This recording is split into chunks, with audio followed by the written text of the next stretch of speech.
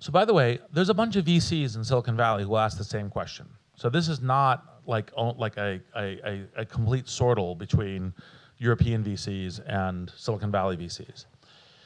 And so the question comes, if you're going to pitch your business as okay, I don't have any revenue, like LinkedIn, Series A, Series B, the fact that I don't have any revenue is a good thing, and you should want to be investing in this kind of business that doesn't have any revenue. If we had revenue, you should be less interested in investing in us, which is part of how I was pitching it. And I'll explain that in a second. There will be a whole bunch of VCs who will go, oh, we're not interested.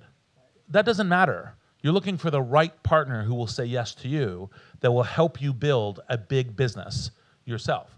2 or 3 is better than 1, because then you get a fair market price and it's a little bit better run process, right?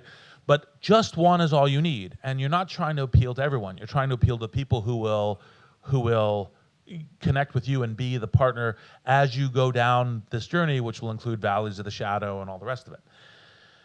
So part of the recommendation that I give entrepreneurs when you're pitching VCs is to identify what the challenges in your business are up front for 2 reasons. One is, for example, we knew that when we were pitching LinkedIn Series A and Series B, both of them, the fact that we didn't have revenue would be something VCs would worry about. So we said, look, this is the reason why in network properties, actually, in fact, you see a much better outcome. It's like an early thinking about blitzscaling. You see a much better outcome if you focus on growth of the network property and put all of your energy into that first. You get actually much better equity outcomes. And sure, you're taking a venture bet risk on that, but by the way, you're taking a venture risk bet anyway. And so this is the reason why this is a good bet. And you're explaining it why it's a good bet, right? In this particular, like taking this risk here is a good bet.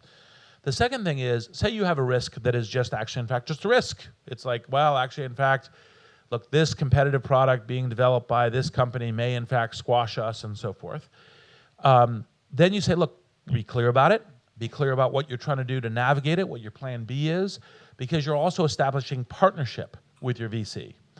And when I have entrepreneurs pitch me, and they don't include what they see the risks in their business are, I can only conclude one of 2 things. Either they're stupid and they don't see the risks. That is not a good investment, right? You don't invest in people who are essentially blind. Or they're lying to me and they're not explaining the risk, which is like, oh, we'll have a great partnership because it'll be based on trust and honesty.